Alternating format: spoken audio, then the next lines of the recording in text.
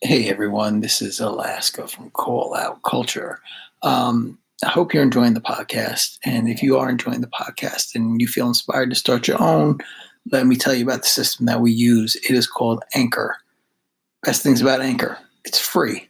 There's tools that allow you to create and record and edit your podcast right from your phone and your computer. You can even add a song from Spotify directly into your episodes. The possibilities are endless of what you could create, whether it's like music analysis or your own radio show or something that the world's never heard before. I don't know what that is. You figure that out. Not my job, yours. Anchor is going to distribute the podcast for you so it'll be heard on Spotify, Apple, and all the other podcast you can use. Like all you do is you upload your podcast and boom, it appears in the other feeds. You can also make money through advertisements like this, or you can also set up like your own sort of Patreon fan support thing. There's no minimum listenership, and everything you need to make your podcast is in one place.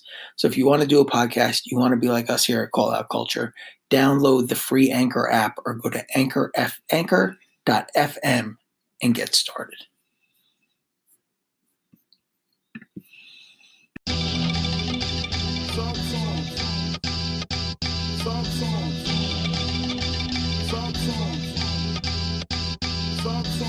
Welcome to Call Out Culture Podcast with Alaska, Curly Castro, and Zilla Rock. Ladies and gentlemen, welcome to your favorite ranking things fantasy draft podcast, Call Out Culture. Because not enough people rank things on the internet. It just doesn't happen. I mean, yeah, but they don't rank things as good as we do, and they don't have drafts where you just pick random things. What's the opposite of a shout out? A shout down? A shout down, a hateful thumbs down. A dress down to all of the fans and listeners who picked Alaska's fantasy team number one. Dude, my team was good. Get the fuck out of here. My team was real solid. I will. You had incredible value with the who would you fuck skid from Supreme Clientele in like the 12th round. That was pretty solid. I like that one, but that was a good one, man. I mean, but Castro taking Xavier McDaniel from 92 that was 93 real. with the first pick. That was a power move, yeah.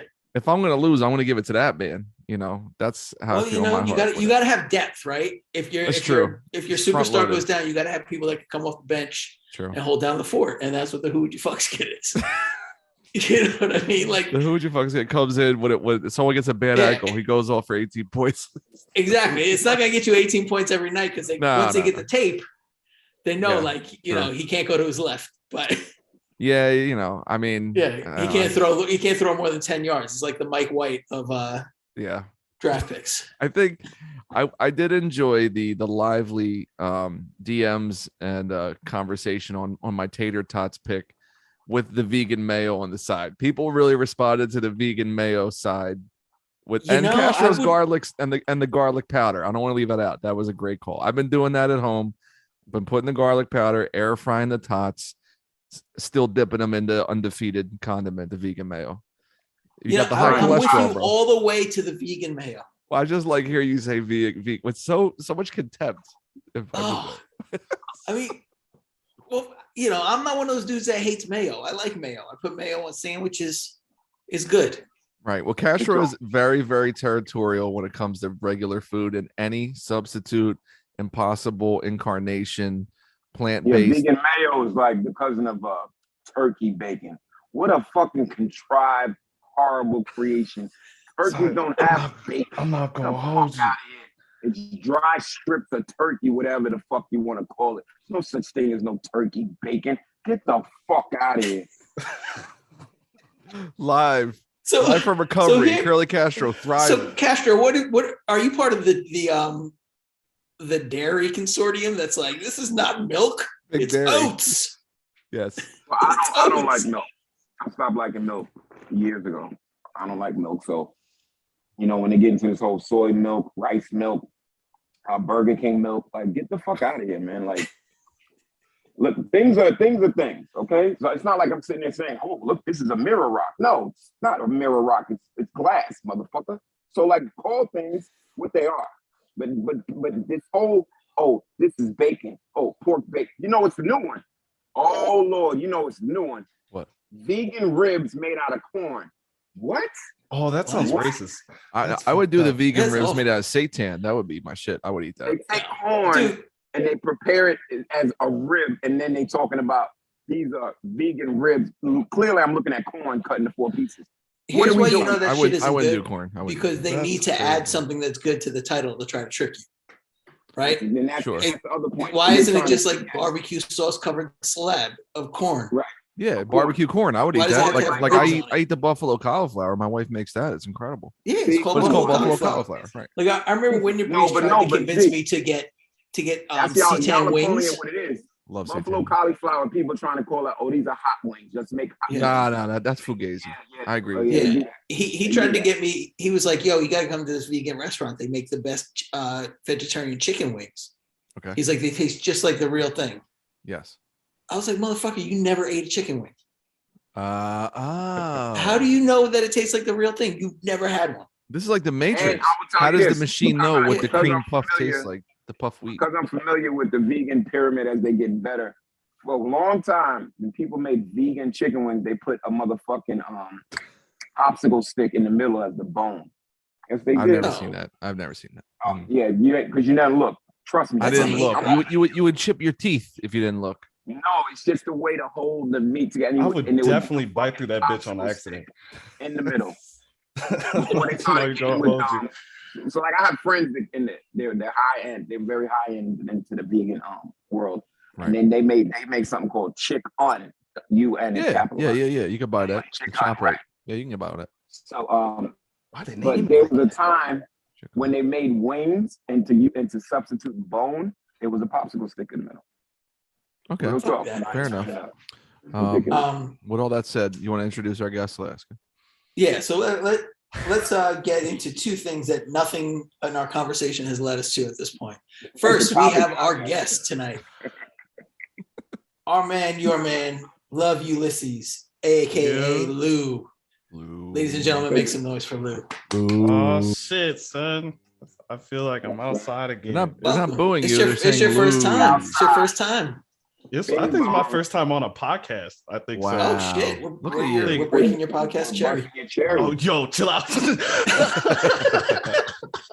We'll It's gonna definitely hurt a call little you. bit. We're definitely gonna call you afterwards. It's gonna hurt a little bit. You know, you might feel like a little dirty, but it'll be okay. No, we're definitely gonna be like, okay, so in a minute your Uber will be here. So what you about to do? Bro, this Yeah, is listen. Money wild. on the nightstand. We all have to wake up very early tomorrow. So if you could just get Yeah. lift. Oh shit. This was I ain't fun. I'll leave the light It was on. fun. I'll leave the porch light on for you. Yeah, just And so tonight's topic, we've been amongst the crew. We've been bandying about the idea of doing an Earl episode, Right. but we kind of felt like amongst us we didn't have enough to talk about to make a full episode. Mhm. So instead, we've decided to do our definitive Odd Future Rankings episode. yes. The way this is going to work, we have each picked our top 5 Odd Future members. We're going to go through it snake style. So we'll start alphabetical order. We'll get Alaska, Castro, Lou, Zilla, and then we'll work our way back. Zilla, Lou, Castro, Alaska. We'll do snakes like a fantasy draft. Okay. The only time we're going to actually talk about an artist is after they've been mentioned for the last time.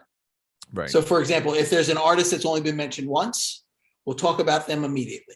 If there's an artist that's going to be mentioned, by all of us, we're only going to talk about that artist after the last of us has mentioned that artist. Boom. So, you're not going to have 4 different conversations about Tyler. You're only going to have one. Right. You know what I mean? So that's the way we're going to go through this. Yeah, this is what we So- did for the Spike Lee episode. Yeah, for if you listen people to the that heard that Spike Lee one, you see how that goes. And it just makes the conversation smoother, saves you from having a 9-part episode. And Yeah, and for people like Lou who don't fuck with sports, a fantasy draft is where you pick people in a non-real way. So it's not real. We're just having fun. So Yeah. That's it. I just want you So- it's not lost in the sauce here. all right. So let's start with our number 5 picks. I'll go first. Let's do it. My first pick is Earl. Well, my fifth pick is Earl. Bet. Castro, your turn. You have the list in front of you, don't you? Yeah, I got the list. Yeah. Sorry, I can't. I'm using my phone, y'all, so I can't. Oh, I'm sorry. Okay. I'll put your list in the chat. Boom. Okay, thank you. From 5 to 1. So sorry. Bear with us for a second. Bet. No problem. That's okay. So my fifth pick is Domo. Ulysses. So is it Domo or Domo? It's I heard Domo growing up. Is So Domo it's more Domo. so? Okay, so it's like Domo. It's like Domo. Yeah, Domo. they used to call him like Doms in like the Odd Future tapes or whatever. Okay. I think his name is like I think his Dominique? name might Dominic? be Dominique or something like that. Yeah, Dominique. Yes. yeah. Okay. That's such a cool name. I wish my name was Dominique. That's kind It of is a good name, right? Dominique Especially when you Wilkins. end it with the Q. No, I know when I was growing up, Yes. Dominique Yeah. Wilkins, without the Wilkins, people were like making fun of the French guys in my classroom. Because Yeah. unfortunately, no. So anybody that was French in my classroom early on when I was younger, I'm a lot older than y'all. This is when most of the Haitian immigrants were coming through. Oh, makes sense. French names were more so with the Haitian. Wyclef Jean. Yeah. Yeah. So Domo Genesis. Is am I the only one that has him last? No. He's mentioned a few times. Lou, you are up next. Sid the Kid, but I feel like I only mentioned her just because I wish I was more into Sid the Kid and I didn't have a fifth pick, but Sid the Kid. Okay. Can I do an audible and then switch my 4 and 5 picks? Sure, go for We it. can do that right now. All right. Okay. So my fifth pick is also Sid. So Okay. let's do it. Let's talk about Sid. That's the last mention of Sid. All right. So why did you guys pick Sid here? I mean, Lou kind of gave us his rundown on it, but what is it about Sid that you guys like? Go ahead, Lou. I feel like in like the chaos of what Odd Future was, it's like everything about Sid's contributions to the music was always like a really nice grounding middle ground for me. I don't know if that makes any sense. Right. And no, like perfect sense. And as a person that was like into their personalities too, I guess I kind of incorporated that when I was picking too. I just like Sid as a person and as an idea. But there was also the internet track that I really liked that I wish I could find that I fell in love with. So I just had to put Sid up there. I couldn't leave her off. That's fire. I don't know like the Odd Future mixtapes, the compilations, the Golf Wang, the festival. I just know from that era, like certain songs, certain moments, certain videos. And from her back then, I just saw her as like the person who just never smiled. She was like Rakim. She would just like have her arms folded and like kind of have a disinterested look. And I was like, well, she's got to be about some real shit because she's repping hard without doing much to me at the time. So then I remember coming across the internet stuff, and at the time I was like, oh, this is gonna be some like their name's the internet, so that's trash. And then like it's one of the worst names ever. And then I was like, this can't be good. Because at the time I just did not like their production and the mixing and like it was just very, but that was the charm of it. It was very like distorted, overly compressed MP3, like that was the thing of them, which turned me off like sonically with the exception of a few songs. So then when I started hearing the internet stuff, it reminded me of like some Thundercat stuff and like some neo soul stuff. And as time went on, it reminds me of a nerd. And I'm glad you said that. It reminds me of because like the first Nerd album is one of my favorite albums in history, and then every album after that they got worse and worse and worse. And I feel like the internet band is like, what if Nerd got better? That's why I'm a big fan of Sid and the internet, and I'm glad you nailed that. There's even like one song on like the one album I went back to it, Hive Mind, that was sounding like straight up like voodoo, like D'Angelo's voodoo. Like they just have that in there where it's not like a lane or a style I'm in the mood for all the time.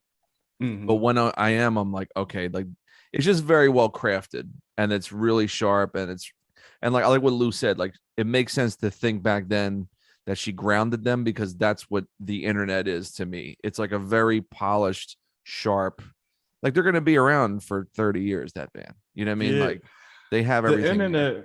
the internet was almost like what I wish. As much as I love Tyler, like I loved him more when he was in his like chords and singy song vibe, like during that time. And I think what I liked about Sid and the internet is what I wish Tyler's albums sounded more like during that time, even though I still loved them. Right. Like as like being older, I don't like the first 3 albums as much. I like Bastard a lot, but the 2 after that I'm not too into. Like Wolf and whatever. Yeah, and now that they're more chordy, it's like it makes a lot more sense. Dope. Makes a lot more sense. Nice. All right. So with me and Sid, it was like Lou said, she was kind of the grounding, like the like the grounding wire that you would have on an electronic device. Because when you started getting into the mythology of Odd Future, you realize Sid was the one with the equipment. Sid's house is Sid's house is where everybody congregated. Sid was running the machines. Like everybody else was just these, one of a kind idea.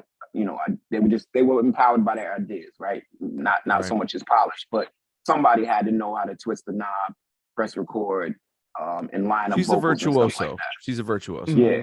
So she had the equipment, and she knew the equipment, and eventually her spot became the spot that everybody would go to when they would be in heavy recording modes and stuff. So I like Sid as like a grounding. This is Curly Castro, by the way, live from recovery. Bang. My man. Everybody didn't know. So I'm in my bed right now with the reclining, and it's funny because you're in these beds, right? And they're medically based, but you don't really want this at your house. You want a nice flat bed with a couple of pillows. You don't want your legs up, your feet down. You don't want to do all of this stuff. Like I'm just like you don't want all of that stuff. But anyway, side note. But yeah, I like Sid because I felt like she was the grounding element. And this was before I even know of the internet. And a friend of mine is actually a good friend of Lou, give me the other members of the internet. The Walt Wizard, the only person I could think of is Matt Martin. Matt Martian. Matt Martian. Yeah. So a friend of mine down south, she became friends with Matt Martian. I think she let him stay like at her house while they were traveling through or something, and they became fast friends. So then that's when I became familiar with the internet. But I would have to say I'm not so much familiar with their output. Oof. So my whole thing with Sid is the engineer. Engineer is very important. Always try to stress that to people. Engineering is important, and the engineer is just as important. So the fact that she was the engineer, the main engineer of the first Gold Rusher projects was pretty important. So yeah, so that's salute to Sid. Alaska, can you tell everybody live what you said about the internet in the email? He's about to say the most blasphemous shit ever. So wait, before I say this, let me preface this by I actually like Sid. I like everything like that what Castro was saying. Like I love that she was the center of the crew, that kind of everything ran through her. And I felt like her aura and like persona was super cool early on. And then I heard the music. And I gotta say, man, that shit sounds like a junior high band, or like when you go to a dressing room at Zara's. That's what that shit sounds like. It sounds like a shitty pair of pants at Zara's. Wow, that's what it sounds like to me. H&M. When you compared that shit to D'Angelo Voodoo, no, there's one song. I had to bite my tongue, dude. No, there's one. There's one song on the Hive Mind album that's like comparing, sounds like that's like comparing Voodoo. A Pop Warner quarterback to fucking Patrick Mahomes. Wow. Did you listen to the album at all? I listened to an album, and the albums that I listened to, there's no way that they could create anything that sounds nearly as good as Voodoo. That's fair. Well, I'm not saying it surpasses or eclipses Voodoo, correct? I'm saying it sounds like it sounded like it would be on Voodoo. No, it said they would be on Voodoo. It sounds like they're going for Voodoo. That been on your heels. We do this all the time. This is nothing. This is only my first drink, so I'm gonna forget mad shit later. So if I said it, I didn't even mean it. I didn't even say it, but if I did, I wouldn't have said it. So I'll just leave it. Okay. Well, that's a circular argument I've heard. I didn't say it, but if I did, it would have went like this. That OJ logic. It was OJ like, logic. What is the what's the Bill Clinton shit? Like, what is the definition of is? Is what do you mean by is? What do you mean by is? Yeah. Yeah. All right. So I'm going snake draft. So we've all got our thoughts on Sid. All right. So then I flip flop. So my fourth pick is Haji. Boom. All right. Let's go to Lou next. Who is your fourth pick? My fourth pick was Domo. All right. He's gonna be mentioned Castro. again. Castro's What's my fourth one? It's in the chat, bro. I missed it. I put them all in there. Yeah. I know, but like I'm on my phone, so you gotta. Okay, but then your next. No. Pick, I have to go. Oh my God. It rhymes with Psych B. Mike G. Mike G. That's the only mention of Mike G. Yeah. So I don't listen. I'm not trying to be ignorant or dismissive. Who the fuck is Mike G? Who is right? I don't know who he is. Who the fuck is Mike G? I don't know. I don't know that man. I don't know that. Mike G was he in Mellow He's Beastie Hype? Boys, right? He was in Beastie Boys. No. Mellow Hype is Haji Beats and Left Brain. Yep. Right. So Mike G was an outlier in the sense that he was kind of solo, but not really. So he would pop up on a lot of their projects, but I think he only dropped, and Luke could help me, he dropped one project in that first run, right? One album. One album. So Mike G is the outlier in terms of like he dropped one record, that's it. And I like Mike G because I like the tone of his voice. Lou's voice is a little bit, your rapping voice is a little similar. Can I say that? That's hurt my feelings so much. No, Wow, he's offended. Because what I'm hearing is a slight Caribbean cadence if the person is not Caribbean, a little deeper, stronger voice. He was very good at projecting, and that's why he stood out. So I like the Mike G is when it was his verse, it was his verse. Early on, Earl sounded a little Tylerish, Tyler sounded a little Earlish, Domo and Haji. There was a lot of similarities with the core MCs, but Mike G held his own. He had a banging ass gold chain, and I just liked his individualism. He wasn't trying to be like anybody else in the crew. He had his own style. So that reminds me of Zilla brought it up, or like Lotta Dark. Your own style amongst a whole bunch of MCs, and that's very difficult to do, to have your own style. You're gonna sound like somebody. We're gonna group you with some. Ray's gonna be grouped with Ghost, and Master Killer, is gonna be with Jizz. You know what I'm saying? So I like Mike G because he was still an individual amongst a crew of thoroughbreds. And that is so crazy. I gotta peep this guy. As a teenager, like when I was like hanging, like when Odd Future was out, there was like groups of friends where you were Odd Future fans with, and so like my group of like Odd Future fans were like, who the fuck likes Mike G? And that's the first time I've heard a listing of why someone likes Mike G, and that's crazy. Call out culture. You heard it here first. I'm the most dangerous man in podcasting. That's correct. That's crazy. I've never heard Mike G. I'm excited to listen to him. I want to check him out. That's great stuff. Also, check his features out and stuff like that. There's some stuff in there, like him on Tyler's early records. Him on I think he's on a Mellow Hype record or two. You know what I like about him too? In a group where there's people named Jasper Dolphin, Pyramid, Veritra, Taco Bennett. He's like, my name's fucking Mike G. Like, I like that shit. That's hip hop, That's right. That's hip hop as hell. Hey, what's up, man? I'm fucking Jasper Dolphin. Hey, I'm Taco Larry. Hey, I'm Mike G. Whatever the fuck. That's awesome. I love it. What's up, Last? I really like Mike G's verse in Oldie. Yeah, see? That's what I'm trying to say. I thought he had a cool style in Oldie. Right. Okay. So my next pick is Haji. And then into round 3 after that, I'm going with Domo. Okay. Castro, you're up next. Rhymes with elbow wipe. Skype.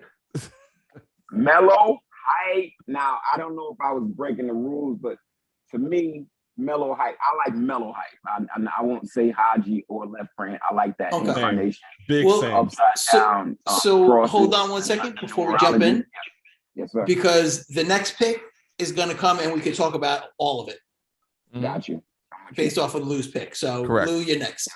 Mellow Hype, man. Yeah. You had Mellow Mellow Hype, Hype slash Haji. Yeah. So let's just roll it all up into one. Let's do it. And then we'll take a break. So Mellow Hype, right? Mellow Hype was the bucking of the trend. It wasn't Earl, wasn't Tyler. It was these two crazy ass cats, Left Brain. And it was a lot of Left Brain production. Now, Left Brain did do other production, but this was his most focused work. And I felt like the greatness of Mellow Hype was they were challenging for the crown. They were not, Haji, if you know anything about Haji, he wasn't satisfied with being like the third or fourth MC or whatever. He wanted to be declared number one. And so Mellow Hype was his full canvas. Like I said, upside down crosses, the numerology and stuff, just the weird concepts. They really opened up and dived into the, I guess you could say, the pagan aspect of Odd Future. But they were young kids, so they were just dabbling. They didn't mean anything by it, but they just used it as an aesthetic, right? They were like Evil the Cool Kids. I was just about to say that shit. But say it that way, but in that way, Evil the Cool Kids, like that, not the Evil Cool Kids. Evil, like that Black and White album to me was like, what if Chuck English just distorted and clipped everything? Yeah, that is the Mellow Hype album. Like, what if he had no understanding of sonics? Like, it was just. And I want to say this.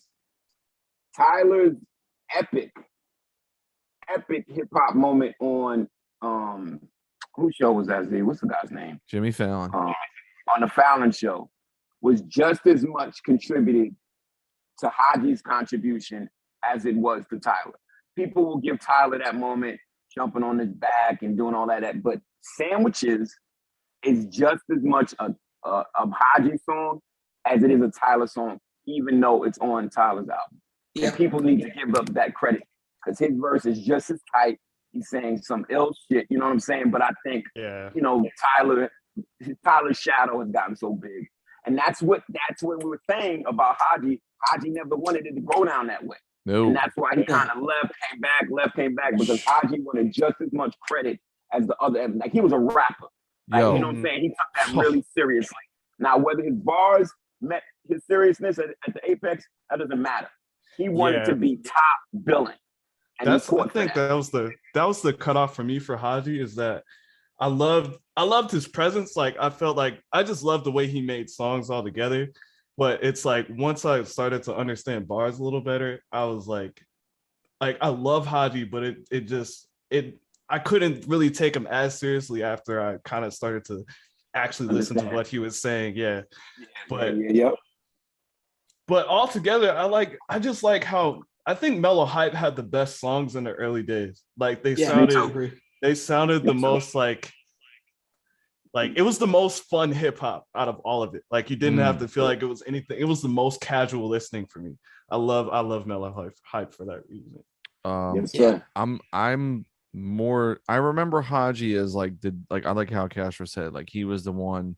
It's like, oh, it's not just the Earl and fucking Tyler show. Like, I could spit, and so he always jumped out at me. The Mellow Hype record at the time, I was like, this is just like a murky, like, uncomfortable, kind of ugly listen, where I was like, I don't like, again, like, overly distorted for no real reason, because you can't mix. Like, I didn't. That if you wave opened of up the manhole cover at the base of the CNN War Report album cover, that's where Mellow Hype was. That's right sick. Down there. Right in those tunnels, right there. You can see right there. Right. Mellow Hype, but at the time, fight.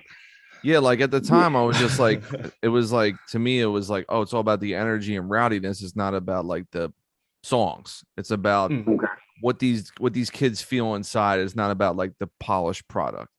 And then so I acknowledge, like, he can do it. Like, this kid can rap. Like, he's serious about it. He's not just like shock shit. You know what I mean? I'm not just trying to, like, make your parents get mad at you and shit. He wasn't a hobbyist.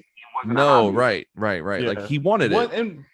And once he got into his solo shit, it got a lot better, yo. Bro, so I feel like his writing got a lot better. I never heard his album till this week. This Fireplace album from 2016, holy shit, haven't bro. listened to that full thing. Yo. I never heard it until you put Okay. me up on Dilla's been going on and on about it Bro, for a week. it's okay. So it's very like post Kendrick-y. It's like he's Kendrick and Ab-Soul, where he's like, what about existence and like my pineal gland and like my soul and like my third eye. And then another song is like, yo, I'm tired of being broke forever. I'm like, my hopes and dreams are important.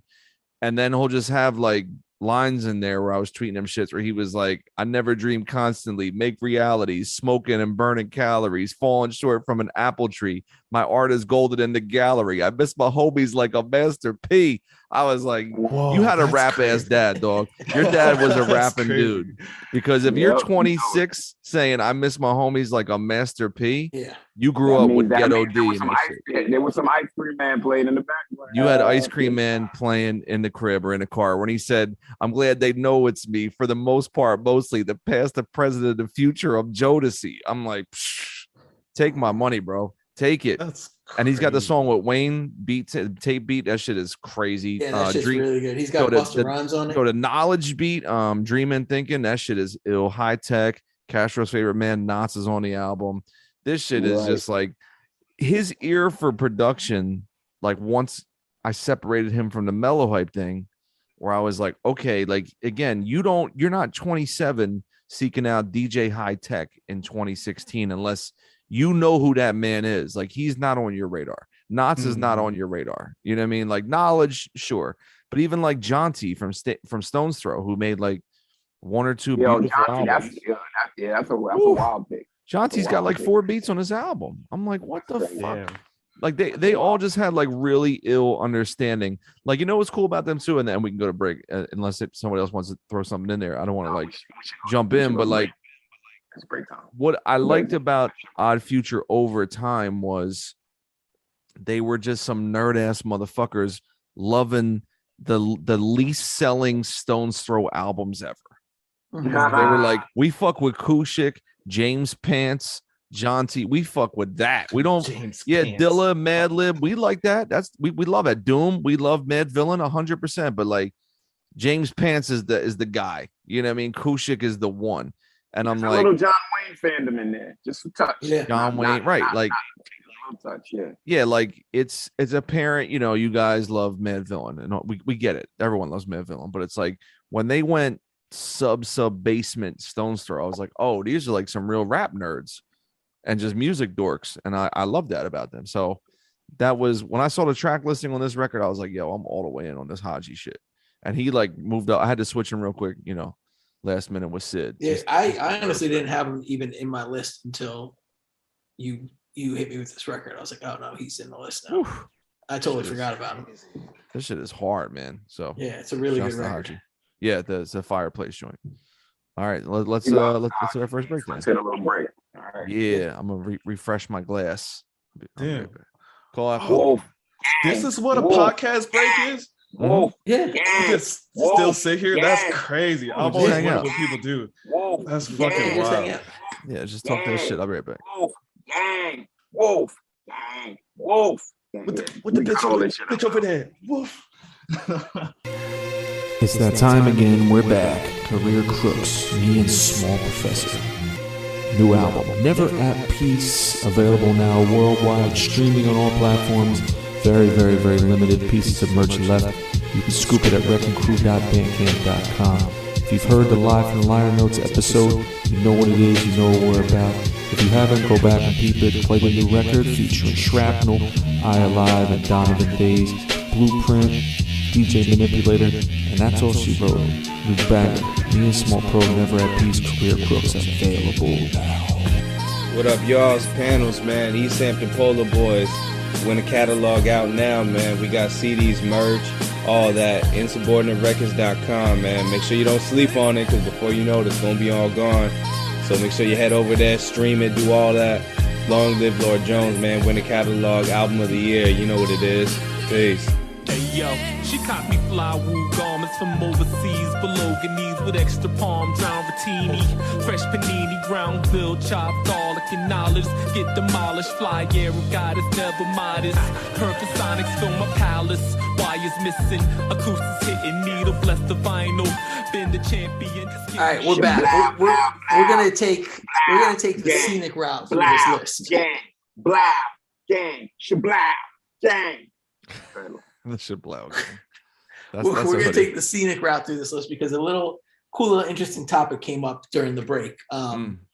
Because Lou wanted to know if the blogs were really that shitty back then, that it was worth like the whole "fuck two dope boy" shit. Oh man, I felt so seen when he said that shit. For anybody that doesn't know, Odd Future was like one of the first of many, obviously, to finally like break the monotony and break the glass, the Crystal Palace, and say "fuck two dope boys." Yeah. Fuck Nah, right. Who's the other ones? Nah, right. Because those plates, they had a stranglehold on exposure. So me and Z would try, and we'll admit this, we would try our best to get on Two Dope Boys. Everyone did, man. Everyone. Wait, let me finish. But the key was when you got on there, because they put up so much content, you had to immediately light speed tell all your peoples and fans, I'm on page 1, because if you waited 10 minutes, you were on page 2. You waited 20 minutes, you were on page 3. So you had to get people to get to the site immediately once you knew your post was up there, because they put up so much material, you would slide to page 4 by the end of the day. That's crazy. Yeah. And the other shit about it was, it sort of took the movement that started in like the mid 90s and the early 2000s, like mid to late 90s, early 2000s, of like the independent as fuck movement, and sort of like codified it, like absorbed it into things, like the whole blog culture, like that became like, it's almost like when you think about like when like rock became bloated in like the 70s, and all of a sudden you got REO Speedwagon, like that's where that like movement was going to, like Def Jux, Rhyme Sayers, like all that shit, like it just became the industry. It got absorbed in. It wasn't like big necessarily like Rockefeller, but the shit that made it cool was gone. Yeah. You know what I mean? Like, and the scene was dying. Creatively, it wasn't what it once was. It was this sort of like bloated thing that was going on. And these dudes came in. Right. These dudes came in with that attitude that we had in the 90s. They were like, "Fuck all this. I don't give a shit about any of this old man shit. Like, fuck all. Burn it all down. We'll burn it all to the ground." You need that to happen with art every now and again, like every 10 years or so, every 15 years, something has to come in and destroy everything. Yep. Like and then build it back up again. Like, you know what I mean? It's like the idea of creative destruction. In order to have growth, you have to destroy what came before. Destroy and rebuild. And then build on those ruins. And then something's going to come and destroy you and build on those ruins. And that's how this shit advances. Otherwise, it just becomes stale ass, like selling Levi's. That makes sense, because like it's been 10 years since Odd Future, and I've been feeling like since last year and this year that something's kind of missing renaissance wise. There hasn't been a big renaissance since like 2010, 2013. It feels like, despite Griselda and stuff like that. Like it just doesn't feel like a complete like shift of like maybe kind of, I don't know how to describe it, but yeah. I think there's been starts and stops, because there's like older acts like sort of had to go back to the drawing board and reinvent themselves and find like what they loved about music. And there was like a bit of a resurgence of that going on. But there hasn't been like a group of young kids that have just come in and been like, fuck all this. No, we're taking this shit over now, and this is ours. You guys are done. Like, this is our shit now. And that hasn't happened since Odd Future. I agree. What I love about it is when you have a group of artists, and this is the Wu-Tangisms of it, and everybody's good. Because it's easy to have a group of more than 4 or 5, a collective per se, and there's a clearly defining line between the top 3 and the bottom 3. But when you have a crew where there's a lot of talent all across the board, that's when you get excited. That's very exciting. Yep. That's where the Def Jux comes in. That's where the old, go back to the 90s, where the Wu-Tang comes in, and that's where the Odd Future landed. It's when the whole crew is tight in their own ways. You get excited, because then as hip hop collectors, let me finish real quick. I can pick my own guy. We don't have to like the Right. same guy. You know what I'm saying? I got Right. my own. I got a guy or girl. I can pick my own. This is my avatar that I'm taking out of this crew. Yup. You know what I mean? Yep. That's real. I think that's what I feel. I think that's what kind of became stale about me with Griselda. As much as like I still like some of their albums. It just doesn't feel. They all kind of blended together as one sound, as opposed to like something I could escape through here and kind of like exist inside of this world. Because I've never sold coke before. Yeah, so but that's like Pray for Haiti though. Pray for Haiti is like the escape pod. You know what I mean? Like going out to Saturn and shit. No, it's not. Come on, It is stop. not. Stop. It's nowhere near. Plugs I met Get too. Get the fuck out of here. I'm not saying that that's better than Pray for Haiti, but Pray for Haiti is not this golden echelon thing. Have you listened to Au revoir? Griselda's never made a song like Au revoir. Goodbye. I've listened to all of the songs. What do you think? I didn't listen Sin to it? Eater? I think that's Give really me a weird for break. Griselda. Give me That's a why break. I love Pray for Haiti. I think Oh, that's Stellar really Ray weird for Theory? me. No one in Griselda's ever made Stellar Ray Theory until No. And good. I don't care. Why would I want somebody else to make that trash? Get the hell out of Wow. here. You About the hate same goddamn beauty. thing on that damn. So can we bring this back to the Odd Future podcast instead Oh, of the shit, Griselda yeah. podcast? Can I just say one thing about the blog shit real quick and then we'll go back to the countdown? Well, I want to add one more thing too, but go ahead first. Okay. As a person that made his bones during that era and successfully and unsuccessfully made it on some of these sites and befriended some of these people, we talked about in our episode the worst era of rap, which was 2005 to 2008, when arguably blogs really had the most sway. It's not the blog's fault, it was the worst era in rap, but by the time Odd Future came along, the blogs were aware of their power as tastemakers. And we know as technology has moved on, and Alaska's pointed out a lot on the show, they were the last middlemen we ever had to deal with. And that's it. Since these motherfuckers got obliterated, we've never needed anyone to do anything because now all the tools is in our belt. You know what I mean? Like That's so everything weird. works for us. But they were the last ones holding on by their pinky nail hanging off a building. And then when Odd Future was like, yo, we're on Jimmy Fallon, go fuck yourself, Shake. Go fuck yourself now, right? And I remember the day was a Goblin dropped. There was ads for Goblin on Nah Right and Dope Boys being like, I dissed you on TV and I have ad space on your dumbass website anyway because I got money. I was like, that was the ultimate flex where I'm like, you shitted on these people on television with Mos Def's screaming your name. And now on your release day, they're fucking promoting you because they need a check. You see what I'm saying? Like, I was like, they're done. I never went on those sites there again. So there you go. No, That's all I yeah, wanted. they destroyed it.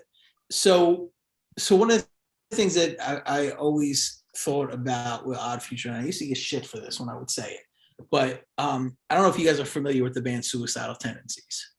I know of them and the merch. I don't know the music. So I know the song Institutionalized. yeah, so they came out in like that album came out in the early 80s, like 83. And being an old fucker, I remember when that shit came out, right? And I remember like they were young kids that put this album out. They made this album on their own, and it reflected back to me what we were doing as kids. Like we were skating, we were causing trouble, we wanted a Pepsi. That's all we wanted, just a Pepsi, and they wouldn't give it to us. But Coming in, steal that Pepsi, motherfucker.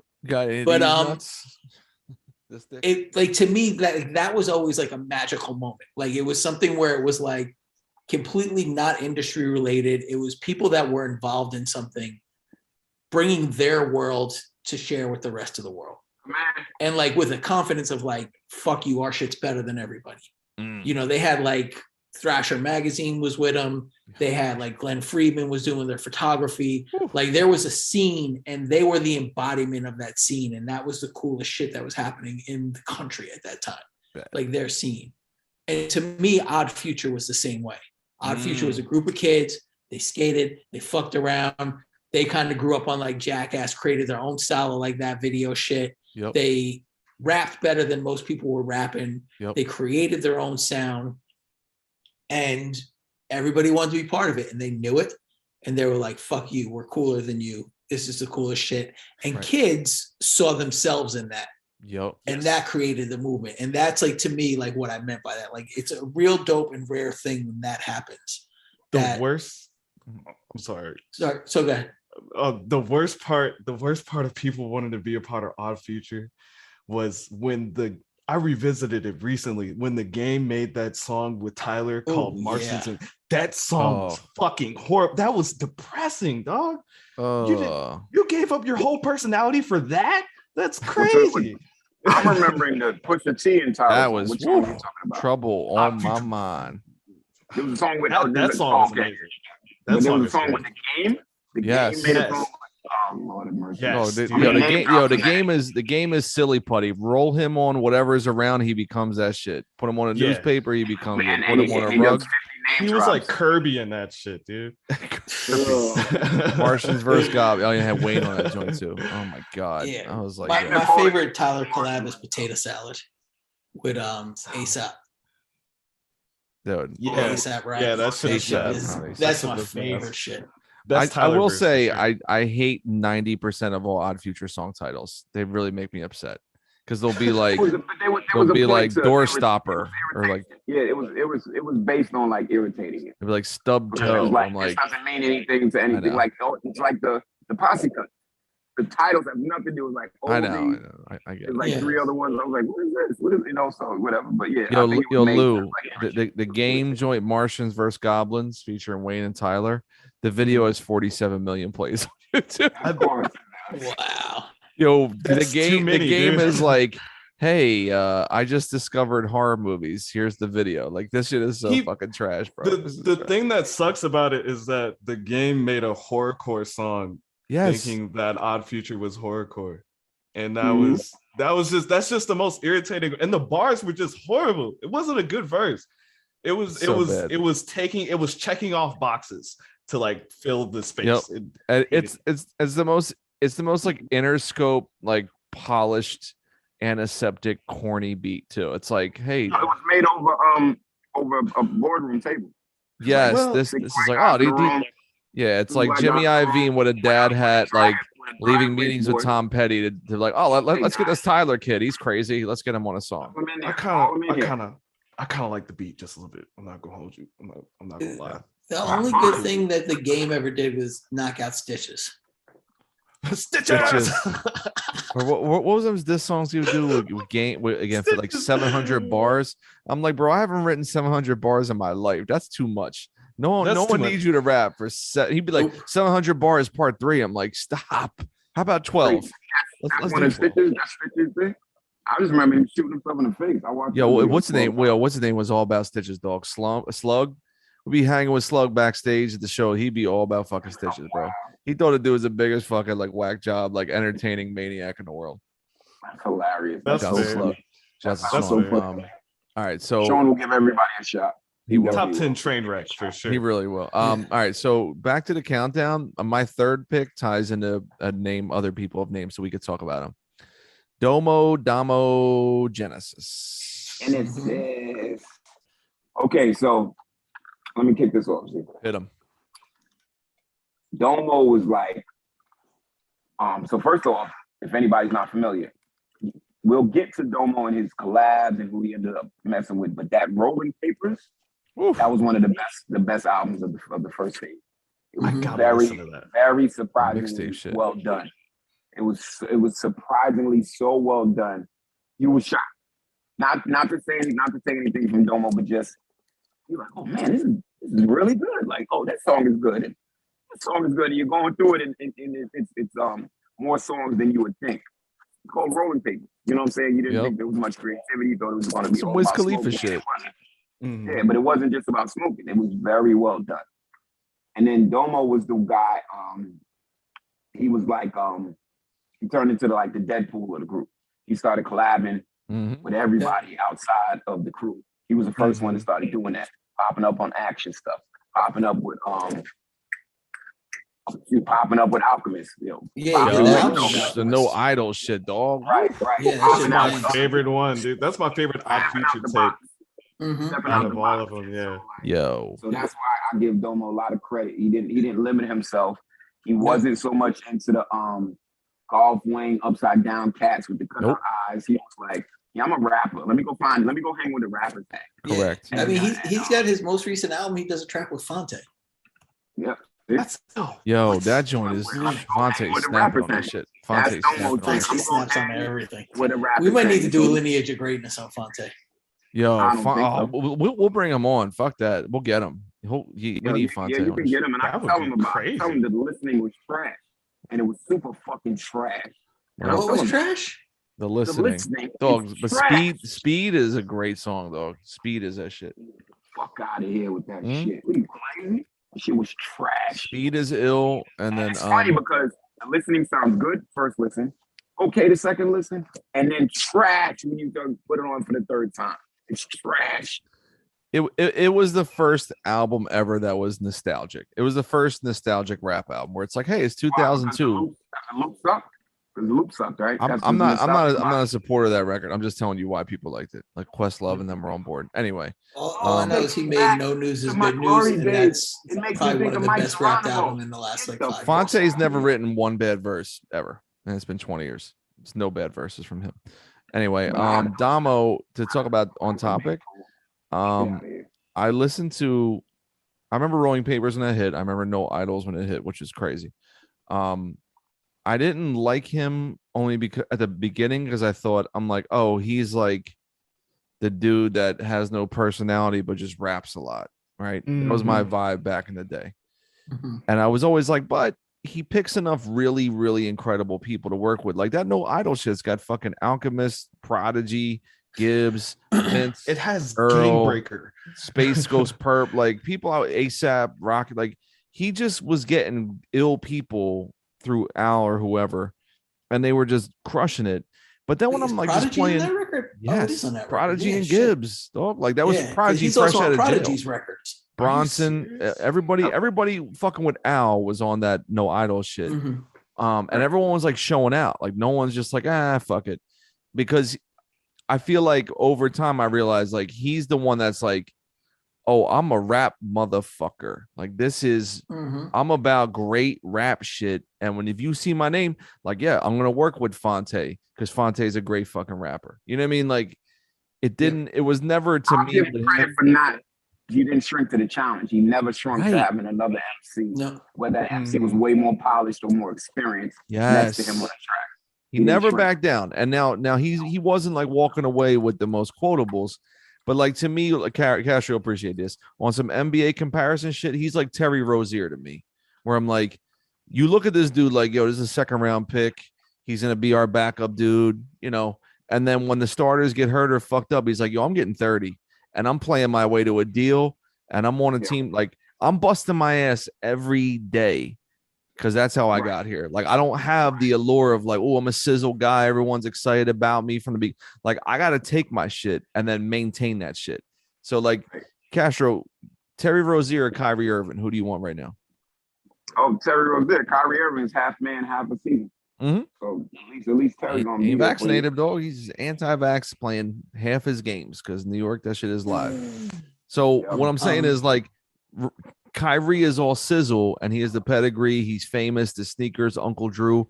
But Terry Rozier is playing every fucking game, dog. He's playing. To me, Damo's Terry Rozier. Like you didn't really think highly of him. He was just one of the guys in the mix. And now 10 years go by, you're like, yo, this guy's discography is fucking crazy. And for people that don't know, Terry took Kyrie's spot because Kyrie was hurt on the Kyrie was hurt.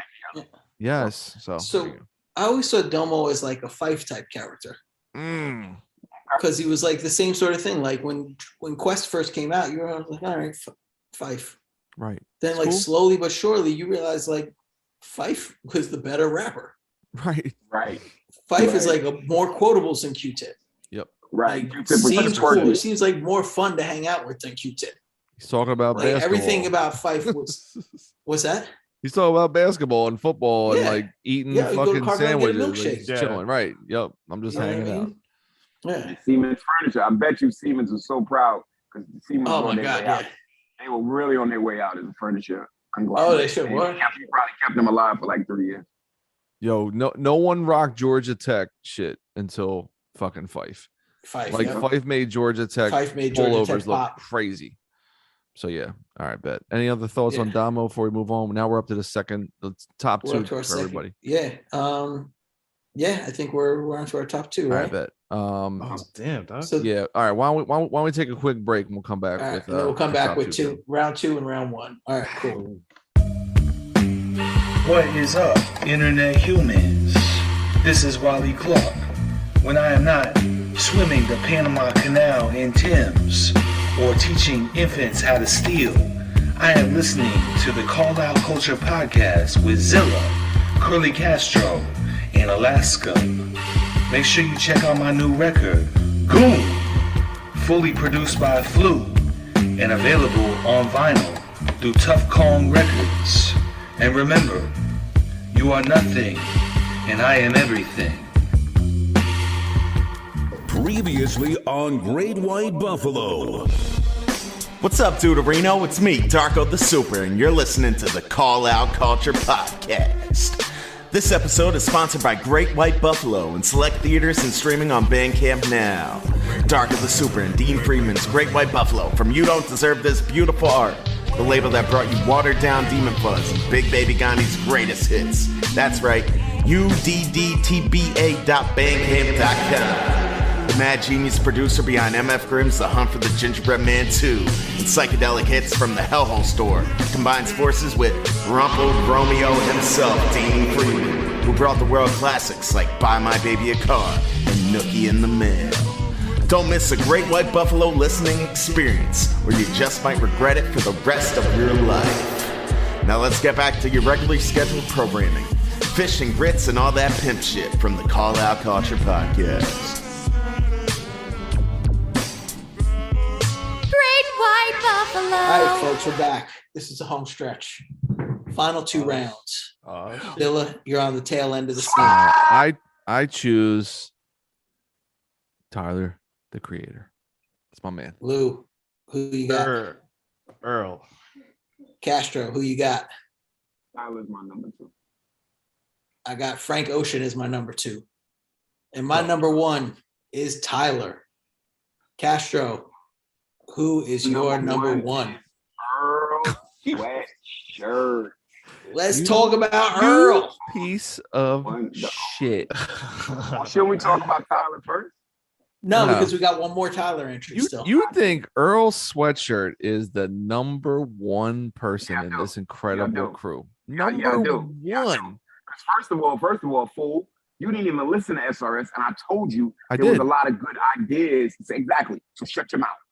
And there was a lot of good ideas equal boring ass fucking drugged out bullshit. Shut your hole. Get out of here, bro. Listen to old episodes. When I was trashing that album. Thank you very much. You finished?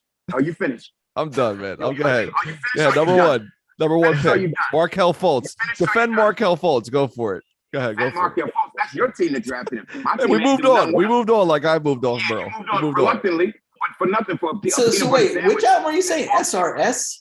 Some rap songs? Some rap songs. Okay. That's the one with a bunch of I fell asleep. Yeah, I know which one it is. Good. Hey, stay the fuck asleep. So I don't. Let me tell you about Earl. Okay, I'm gonna say Let me tell you about Earl. All right. Yeah, no, Earl took a long let this play out, and then we can come back. Earl was like, "Yeah, I'm gonna keep talking. That's what I'm here for, to talk." I love you, man. And irritate your ass. I love it. Go ahead. So Earl went on a long journey. You know how people walk the earth. You know how people do that. He does. Forrest Gump did it. The guy from Zilla, if you don't shut the fuck up, I'm not playing right now. It's a joke. I'm telling you to shut the fuck up. I'll put myself on mute. Go ahead. Markel Fultz. Go ahead. I need you to mute Markel Fultz. Why you keep bringing up y'all draft disgusting bust? And he's trying to put it on somebody else. They drafted that fool. They thought they were going to do something. He cut the yips. Don't even worry about it last week. You don't even know about it. But he's trying to, we got out of it. Are you kidding me? You lost the draft pick. You didn't get out of shit, you bums. So Earl walked the earth like David Carradine, like Forrest Gump, like Forrest Gump ran the world. Thank you. Like Johnny Five in Short Circuit. He walked the earth. Johnny Five. Okay. Like Wally. Yeah. And I watched an artist try things out. Some worked, most didn't, and then I watched them come back full circle. Okay, you can say that. Yeah, go on. I don't know if Castro froze or if he's just giving you the dead eye look. Yeah, I'm giving him the fucking dead eye look, and I'm about to. Okay, I wasn't sure because and break my fucking hip on his fucking head, my other hip. So, and now he came with the album called Sick, which I feel is the full realization of I have a new peer group. I was going through some things artistically. The slow molasses flow that some people were not a fan of. The funny thing about Earl is his fan base is so rabid. He could do anything. He could spin plates. He could be that girl that at halftime. We love her, bro. We love her at the NBA game. We're the 60-year-old man stacking all the chairs up. I love that man. Go ahead. They love everything he does. And it's a shame just because sometimes I feel like they're not honest with their criticism of it. But I digress. Sick is really, I think, is well put together. I see his influences. I know his influences. I know some of them personally. And I saw that brought him back into the fold. He could have, like I'm saying, his fan base is so rabid, he didn't need to come back to the center of the square. He could have stayed where he was at. He could have done a million other things because his fan base really don't care. I've seen people, I've seen it many a time. Earl, you're my father. Like I've seen that comment 50 times. It's so strange. They go underneath the comment and say, Earl, you're my dad. You're my father. Ew. It's so weird. Dude, right. But yeah, I'll give you 1 second, Lou. Let me just finish my back. Okay. And so when I heard Sick and heard him speed his rhymes back up, flow is back. Punchlines and some of the cadences have come back, resurrected themselves from Doris days, from the days of I don't go outside, you know what I'm saying? I don't like going outside and stuff like that. So I like somebody coming back to center after taking a long journey into the desert and coming back for water. And so I appreciate that. I like Sick. I don't need anybody else to like it. Even my fucking fucked up best friend. I don't need his approval for anything I do. I'm my own fucking man. And I could care less what the fuck he has to say. Giggling. I thought you were on mute, motherfucker. And so that's my Earl thing. I think Sick is a return to form. I know some people are like on the fence of it. I already know what Alaska thinks about it.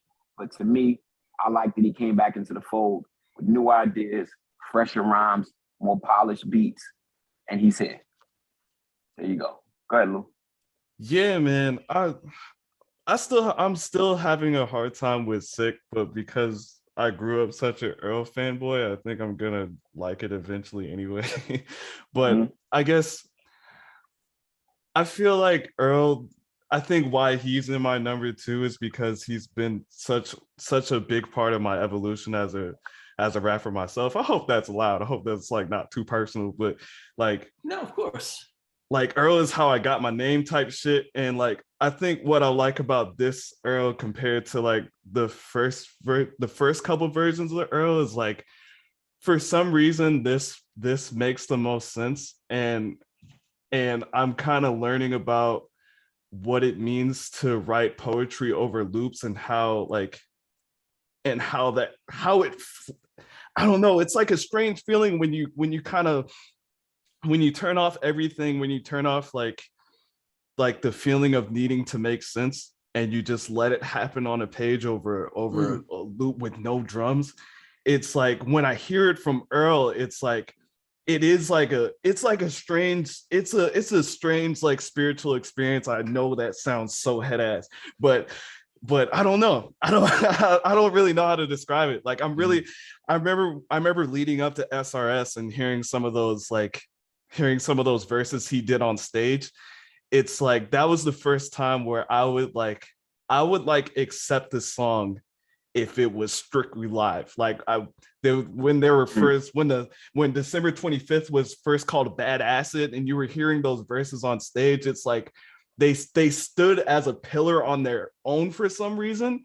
And I know that's probably because I'm a super fan, but I also don't think that's invalid because like I'm a super fan for a reason, you know what I mean? Like that to hear how technical he was at first, and for that technicality to kind of smooth out and turn into what's the kind of, I don't want to say, stream of consciousness. It turned into resistance. It turned into picking and choosing, but allowing your heart to pick and choose as opposed to picking and choosing for the sake of rhyme scheme. So yeah, that's what I love about this new era of Earl. I'm still not sure how I feel about Sick, because it feels too polished for what the first two new Earls are for me. Because like SRS was kind of like, I have a hard time thinking of it song by song.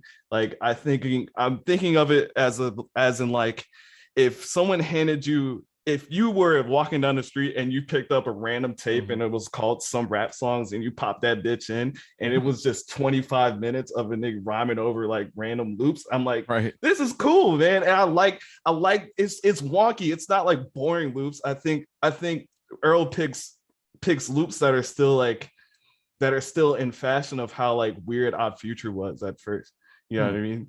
And like they tether and they break apart, and some of it is like noise music. It's like it's such experimental hip hop that's being pushed out into the mainstream that I can't not love it. I can't not fall in love with Earl. Alaska. That's my rant is over. Thanks, Lou. Lou, Real quick, Lou. That's why we wanted you on the show. Thank you. Yeah. Got you, Doug. Yeah, I really appreciated that. Thank you. That conversation. So Earl, here's my thing with Earl, right? Me and you were eye and eye with this shit. Go ahead, go on. Well, I think we are, but also I think to a point, like, I think it's, as a fan of somebody, when they decide to evolve, if they don't evolve in a way that you enjoy, you need to let it go and let them evolve, because they're an artist. It's their journey. But at the same time, the artist has to understand, I don't really fuck with that shit anymore. You know what I mean? And it's not an insult to you. It's just like, you're on your journey, I'm on mine. It's cool. Like, I'm not there with it anymore. Like, I don't really like Earl's stuff that much in general. I can't deny that he's impactful. He's made some amazing songs. Like, I was going through, like, Chum is like one of the best rap songs of the last like 15 years. Too black kids and too white for the blacks. That shit is mean. That was my gym shit. I was banging Havoc that shit. And Prodigy did. So the dude's talented as shit. But I have a couple issues with Earl. One, he's never burned anybody on one of his own tracks. Nope. He usually gets burned by whoever's on the track with him. Correct. Go on. Tabula Rasa was hard to listen to. Billy Woods is like, I'm I here. I want to rewind that. Yes. There are some Mac Miller features that Mac Miller burned him. That's not a good look. Shouts to Mac. We love you, Mac. Frank Ocean burned him. Frank Ocean on Super Rich Kids. On Sunday. Let me break down in a moment. So I heard this song on like a mix, right? So I didn't hear the song how it's supposed to be heard. And they kept pulling it back. It was a Mac Miller song. It's on one of the album with Mac is sitting there like naked in front of the table. Movies with the sound Watching off. movies That with shit the is sound hard. off. That album's Love hard. that album. That made me a Mac fan. Earl's doing the hook, but the way the DJ was messing with it, I thought it was a verse. He kept pulling it back. He did it like twice and he let the song go. So like I said, I heard it improper. I heard it. And so I was like, ooh. And he cut Mac's verse in half. So I was just surprised that Earl was on there. But again, I heard it incorrectly, but I like that combination. And I wish, God rest the dead, if Mac was still around, I think the two of them would really have some really good collabos up until this point. It seemed like they fit. It seemed like they fit very well together. I also think Earl has one of the great rap voices. Voice is amazing. His voice is amazing. I forgot what I was going to say about it. I had a thought that I wanted to. All right, my bad. No, it's okay. I had it before I said the thing about the voice. Here it has to do with his evolution, right? I've been going through his catalog, and he had to evolve. He couldn't stay the same way, like what Lou was saying about being complex. Because I was listening to the shit again today, and he's really on the cusp of doing the shit we make fun of Eminem for. Like the blubble, gobble, gobble, blah, blah, blah. If he kept doing that shit, we'd be making fun of him for that shit. It would have got boring as shit. Yeah. It would have got boring as shit. Yeah. You know, it's not the type of thing that you should be doing forever. It's almost a thing that you hide your lyrics in, right? Or your ideas. The thing is, he stripped all that away, and I don't necessarily think his ideas have gotten interesting. No. Like when I listen to his music, I find it very dull. And even like the new record, right? I listened to it the first time. I was like, this shit is long as fuck. It was 24 minutes.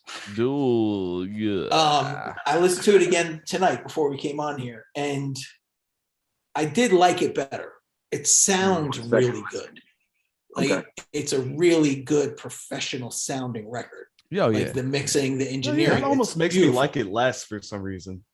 See that's like because I didn't find it interesting at all from the rhyme point. Right. That's funny that you would think that, Lou, because you're the long-term Earl fan and you like him blurring the edges, whereas us we're little old fogies and we like that he worked with Young Guru and there's actual proper mix. Nah, man. On this right now. I quote Disco Vietnam. Sounds like shit is not an aesthetic, dog. That is not paying engineers. You're contradicting yourself, idiot. Young Guru mixed it, fool. No, he's talking about the other shit. Not the stuff Young Guru mixed. No, he's not. Young Guru mixed half of Rat King, and the other half that he didn't mix, for example. All right, Z, man. You just talking out your fucking. I haven't talked in 10 minutes, dog. So what I'm saying is, it's your boy. I included the Earl. shield up.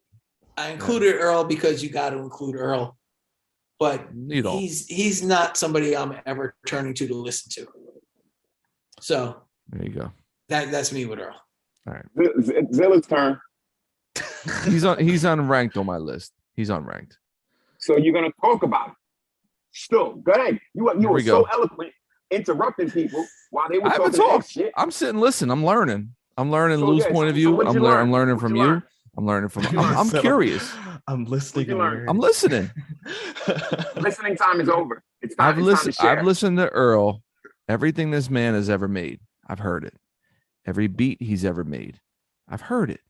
Whether it was Makami, his own albums, other people's shit, his features on fucking Danny Brown's albums, Mac Miller's albums, Frank Ocean's albums, Tyler's albums. I heard everything this guy has ever made.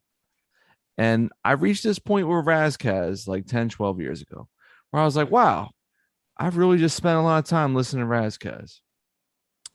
I respect Razkaz. He's talented. He's got a lot of skill. I'm good. I don't need any more Razkaz in my life. I listen enough of Earl where I'm like, including the new album where Woods and Elusive walked in the door on that tablet. And shouts to Theravada, friend of the show. Shouts to Rob Chambers, who I'm a fan of from Theravada. They gave a nice little fly beat. I heard Earl on the fucking Haram album get bodied. I hear him on his own album with Arm & Hammer get bodied. And he's dealing with 2 of the 10 best rappers alive. I understand.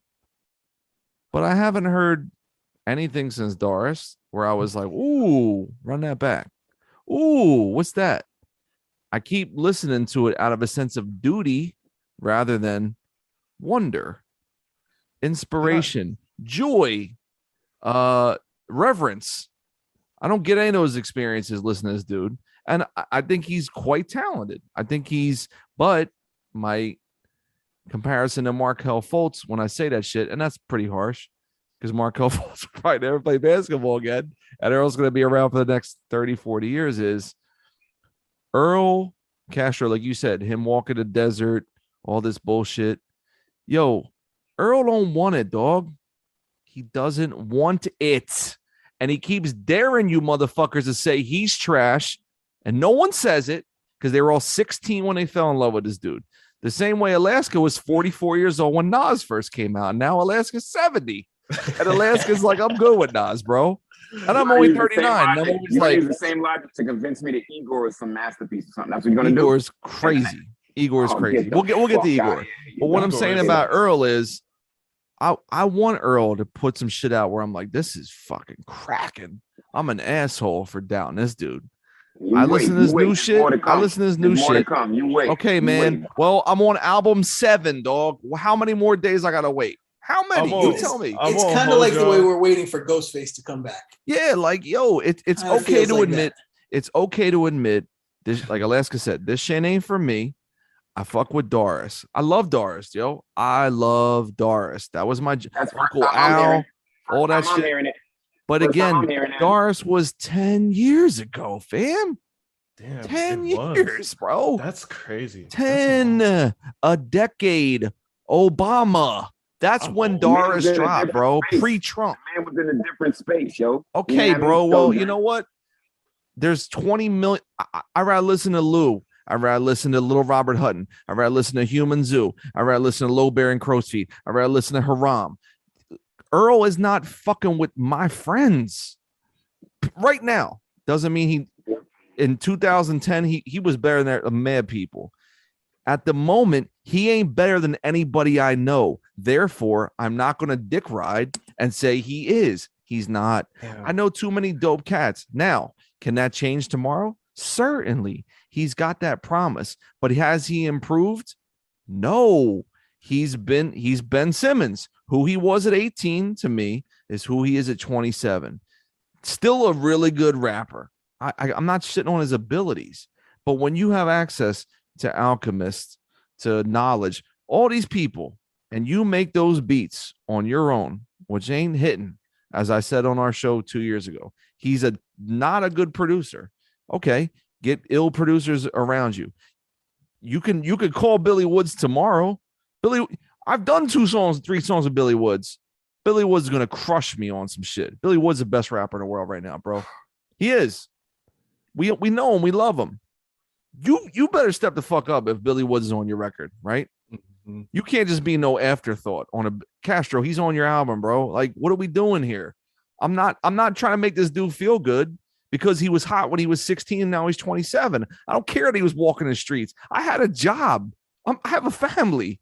No one gives a fuck if I'm like, well, you know, those 7 albums in a row, he was trying to find himself. Get the fuck out of here, bro.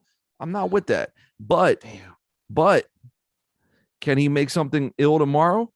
He has all the tools. That's what frustrates me. Like Ben Simmons. This motherfucker has the ability to do it all. He can do it.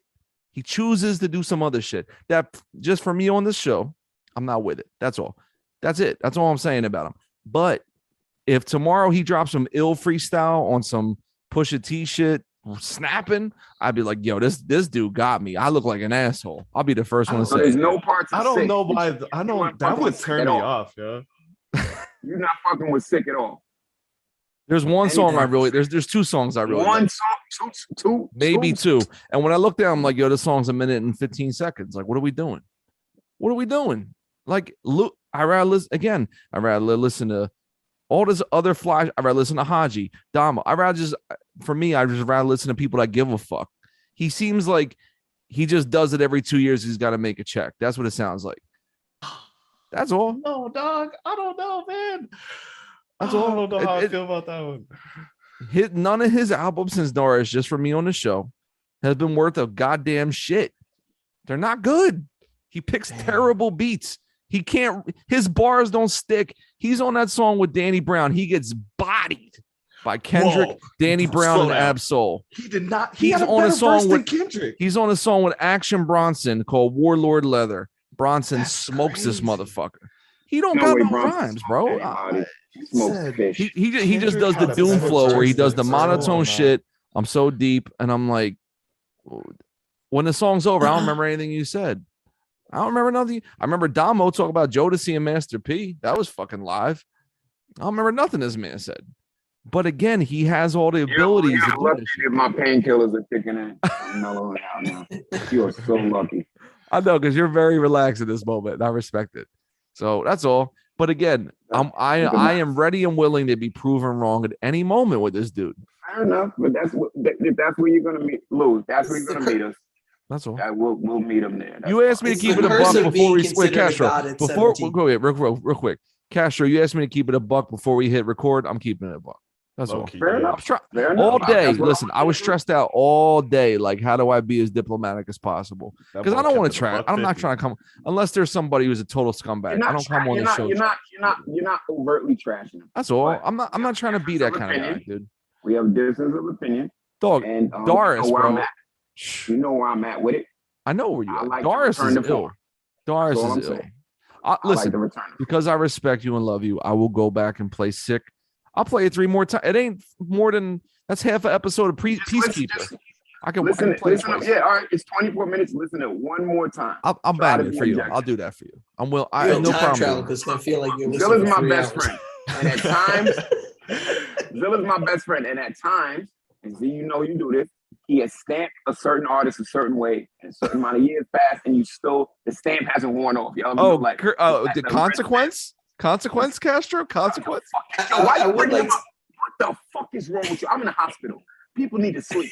I will scream my fucking head off in here. Consequence came out in 96. You're still mad about this? You still mad? I would like to say that there was a whole rant about the Little Brother record from like 15 years ago. Yeah, exactly. 18 years old. You too?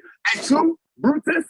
At 2? Hey, Brutus? that's not what I'm saying. I got the same things. I got no issues with that. But I'm saying I own my craziness. What are you gonna say, Les? That's all. That's it. Get to the big homie. We got to talk about the big homie. It's getting late. Yeah. Yeah, it's very late. All right. So Lou, it's your turn. Hit us. No, wait. He went. He said Earl, right? Yeah, we're talking about. Castro I'm saying we got to get to Tyler. Tyler's the last one. Right? Earl's number one is Earl. Wait. We talked about Earl because Lou had Earl number 2. Earl had Lou at number 2. Castro had Earl at number 1. Right. That's why we talked about it. Now we're at Lou's number 1. Yeah. Oh, I'm sorry. Okay, I fucked it all up. I apologize. Yes, you're right. Okay, so Lou's number 1. Yeah. So Tyler, I mean, it's another personal experience with Tyler where like before I knew about Odd Future, I wasn't. Damn, it's kind of embarrassing, but I wasn't really into hip hop quite yet.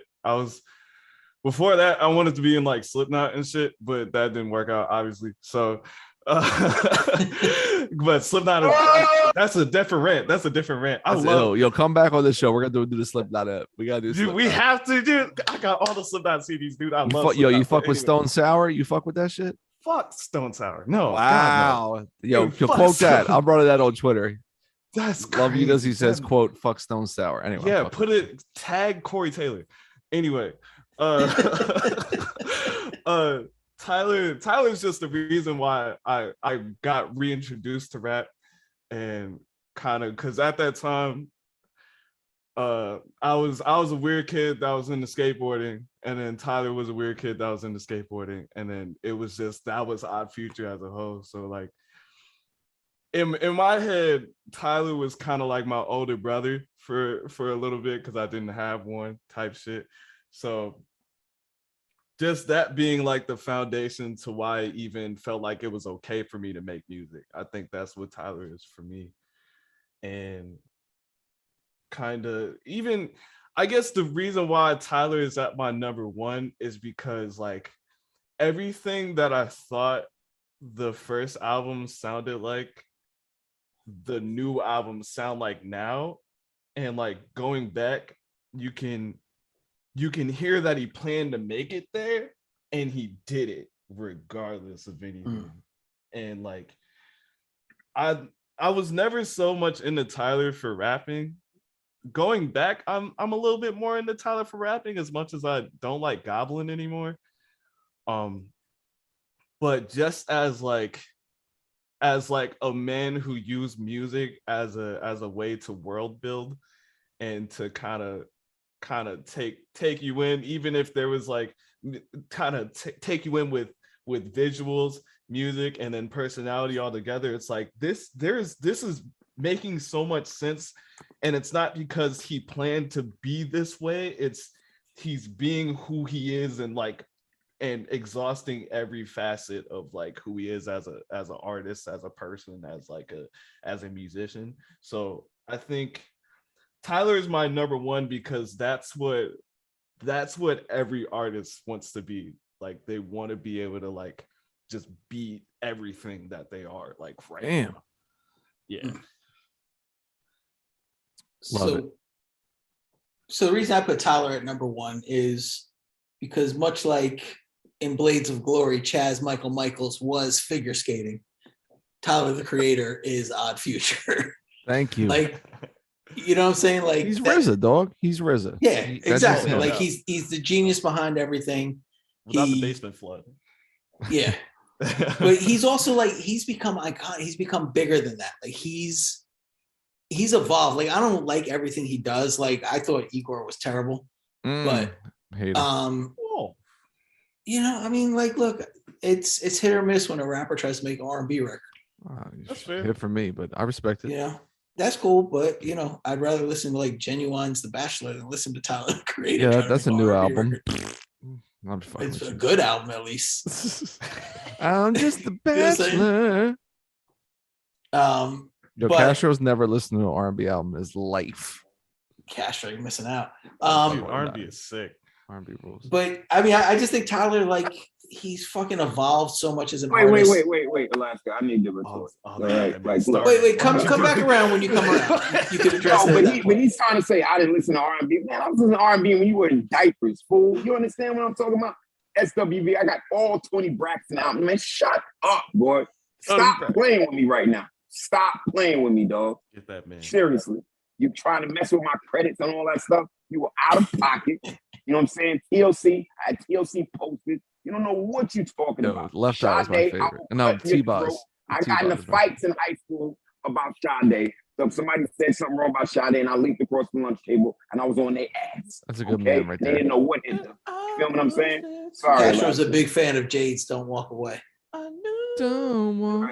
My bad. No, Coffee Brown and Mel. Oh, Coffee Brown. There you go. Groove Theory, baby. What about Sunshine Anderson? Groove Theory. You didn't like that song? Blue Cantrell? No, I like the song, but I can't do the copies of a copy. If you know, I mean, I like one version of the copy. Like I would like one version of that type of thing. You know. I'm sorry. So yeah, I mean, I just think like he's like Lou said, he world builds. He's created this persona that's bigger than Odd Future. It's bigger than Tyler probably, right? Like, you know, if you meet Tyler in person, he's probably not that dude. Maybe he is. I don't know. But yeah, he's just like, when you think of Odd Future, he is Odd Future. He's fucking iconic. I think like we could say he's iconic at this point. Mm-hmm. I can agree with you. I agree with that. He's my number two, but Zilla, yeah, you would say he was number two for both of you. He's my number two. Yeah. I know who your number one is. Z. Oh wow, that's weird that we're waiting for him to. We're talking about him last. It's so weird. Yep. Who we're gonna talk about last? It's very interesting how that felt. So Tyler, for me, I was to be honest with y'all, Tyler hooked me in with the first song on Bastard, talking about his father, mm-hmm. and it's amazing. I had a lot of different hills and valleys and ebbs and flows with my relationship with my father. So to make that your first song, and as I'm listening to it, I don't know what to expect. You know what I'm saying? It's like me and Alaska were talking about during one of the breaks earlier, listeners, how we got our Odd Future collections was through like Mediafire links and all of these downloads and stuff. So you just press and play unbeknownst. There's no liner notes.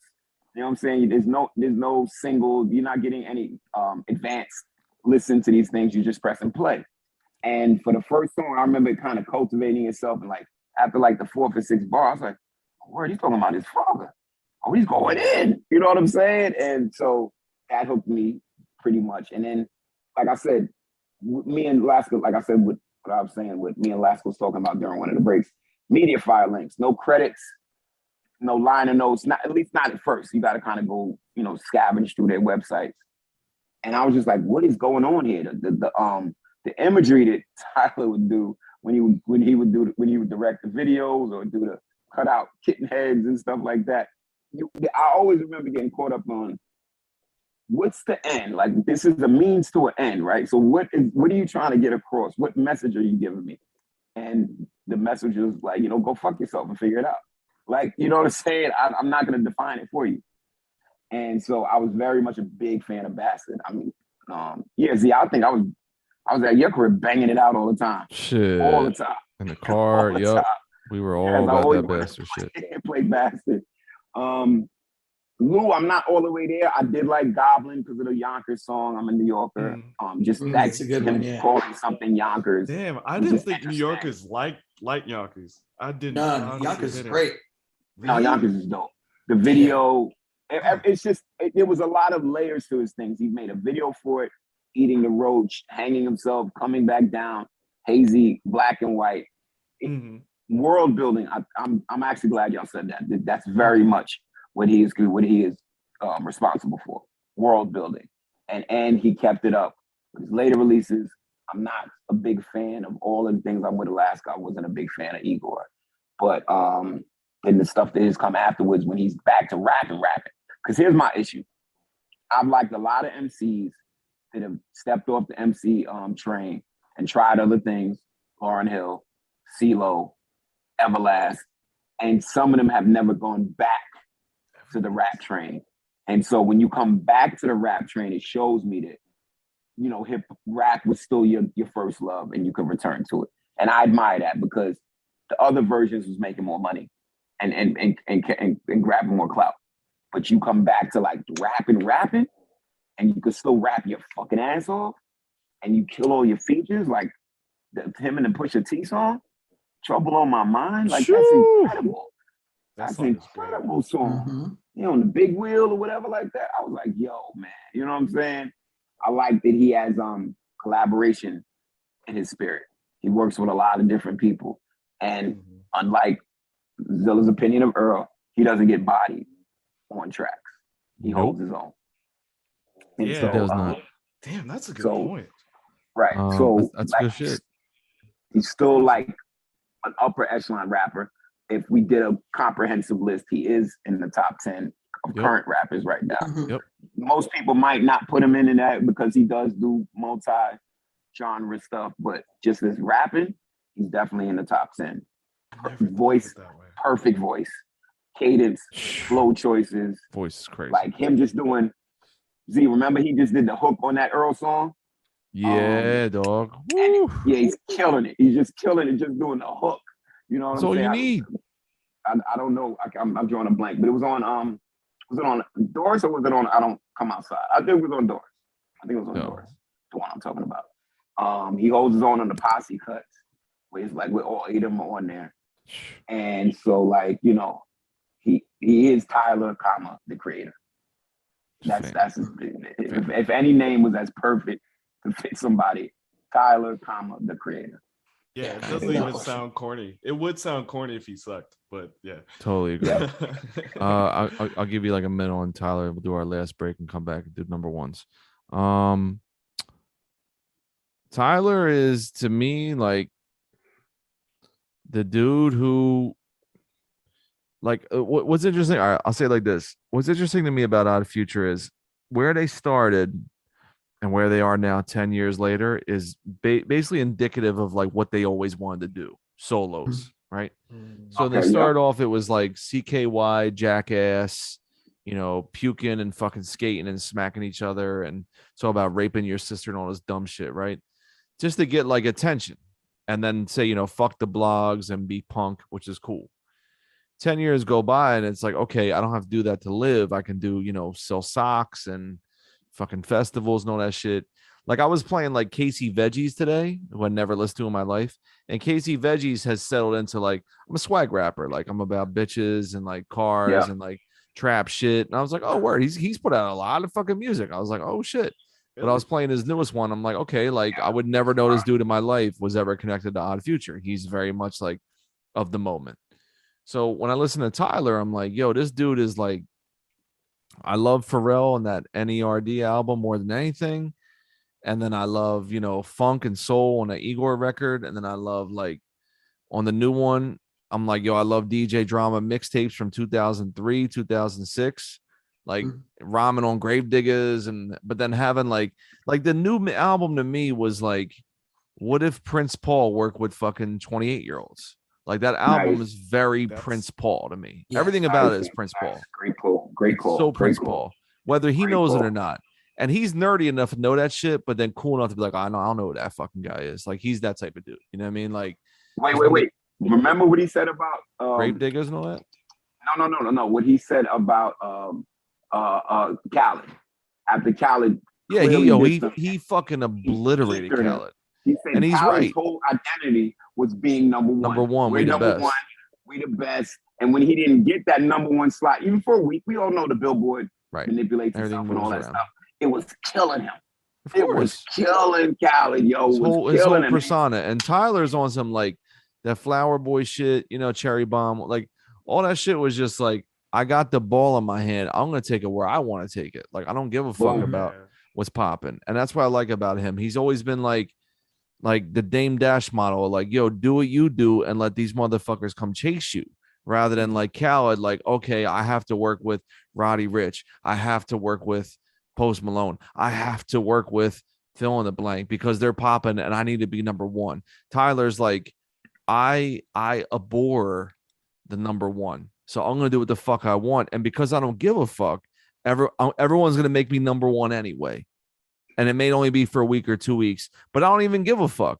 And you look thirsty and stupid because your whole persona is built on that. And when you're number two, you can't even live with yourself because some fucking skating ass kid from LA who worked at Starbucks, who never sold a drug in his life is like, I'm number one, bitch.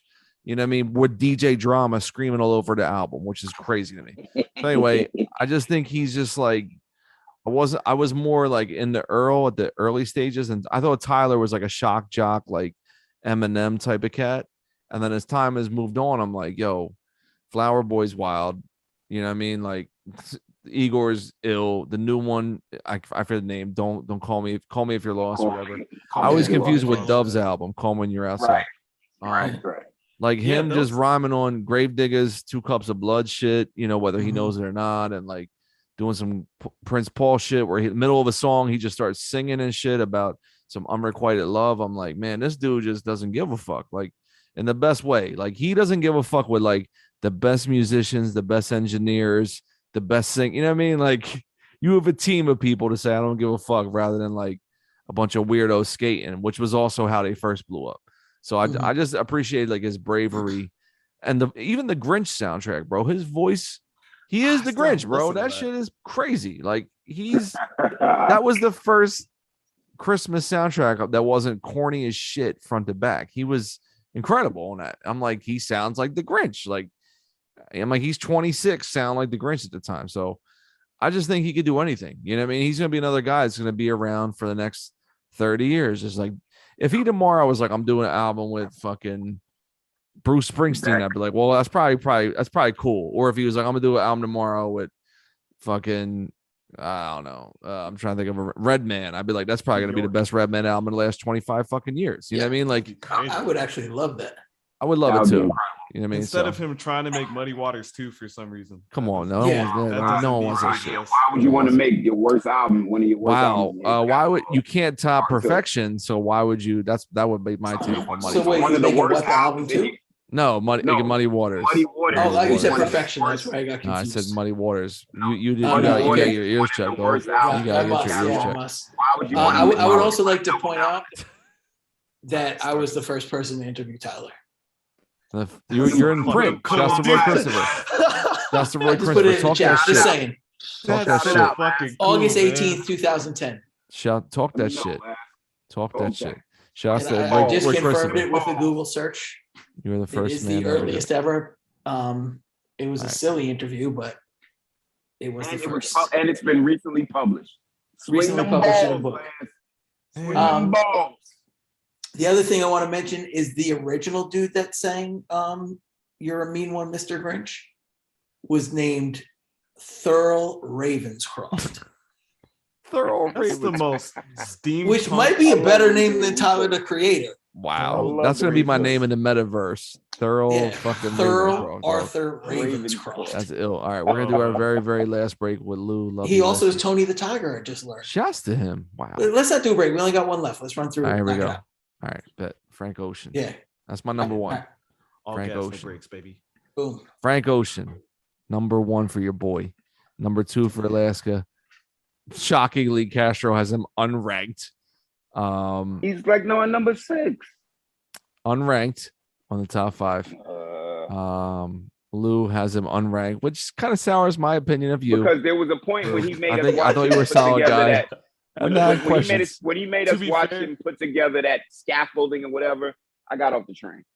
Wow. To be All right, fair, that album release, that album release was a little. It stretched my patience thin because I watched like 20 minutes of that when he was putting together the scaffolding thing, and he made us listen while the music was playing. That stretched me thin, y'all. That stretched me thin. But go ahead. For me, to be fair, I didn't start listening to R&B until Shea Butter Baby, or is that last Ari Lennox album? That's when I started. Wow, I don't even know Ari Lennox's discography. That's dope. Yeah, dope. No, it's all good. You come to the fold when you. I'm sorry. I should have fired that shot at you, not Castro, saying you don't listen to R&B. I should have said, Love Ulysses hates R&B aggressively. Man. Castro was hot. Until Ari. Never liked the Mary J. Blige song in my life. Wow. Oh, yo, listen to My Life. Wait. I was kidding. Go listen to My Life, bro. You were doing good. You about to get ejected. You were doing good for a second, boy. You were doing good for a second, boy. All right. Oh, I'm gonna stop talking. I'm sorry. Yeah, put yourself on mute for a second. Go in timeout. I'm gonna put him in the fucking mute box. 2 minutes. Put him in the mute box. Yeah, boom. He's gonna have to ask me to unmute. That I'm as the host. I might oblige. I might not. You know what I mean? He's penalized. Castro, why is Frank Ocean unranked beside a video? Well, I was really into Nostalgia Ultra. I was big into that. Like, super big into that record.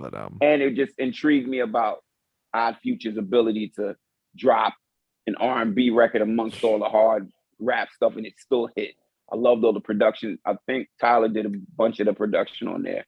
He did some. He did none. Oh, he did none. So who produced on that one? Do you know? Well, I will say this about Frank. Frank was like he's a typical industry plant where it's like he's on Def Jam, it's not cracking, so they're like, well, we're not going to put you out, and then he makes it look like some mixtape internet thing just kind of clicked off, and then suddenly I'm on Def Jam. Like Wale did that with Interscope. It's a trick. So Nostalgia Ultra has no fucking Tyler beats, bro. That shit was done. That shit was way done. So anyway, I'm sorry. Sorry, I would burst your ball. I have it on vinyl. It's from Italy. It's a great record still. Cool. Okay, Alaska. Any ideas on Frank Ocean? I mean, I don't really like him that much, but he's had a big enough career that he should be number 2.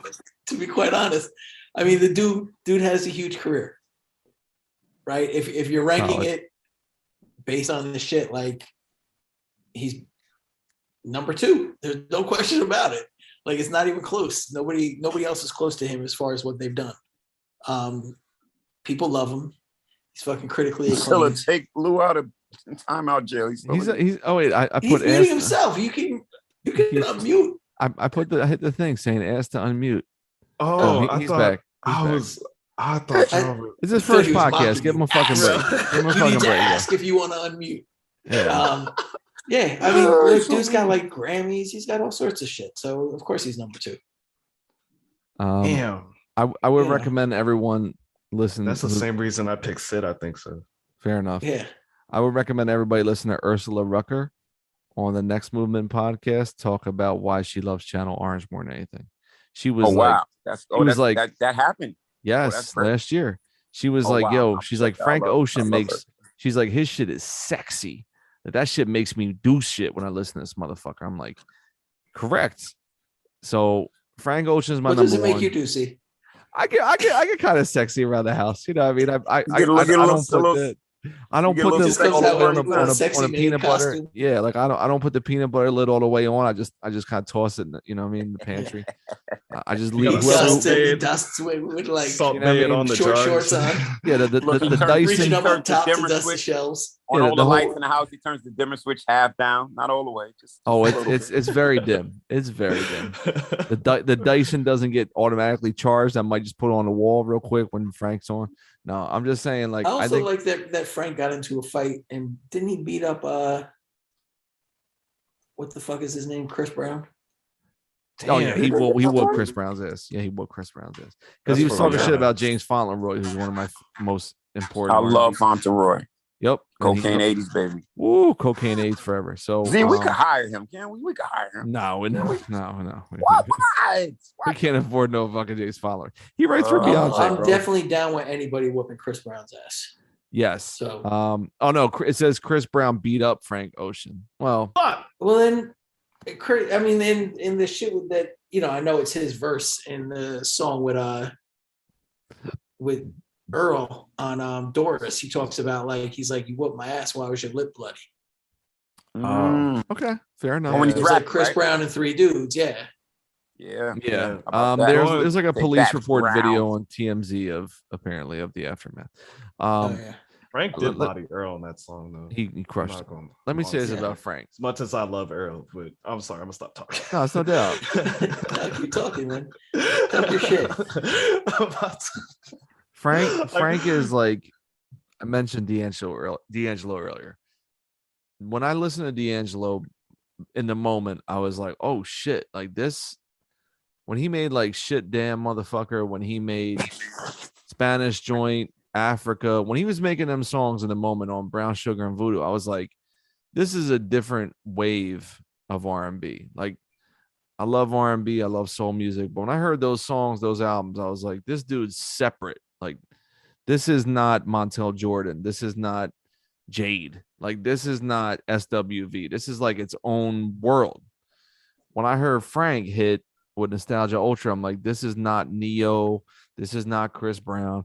This is not Tank.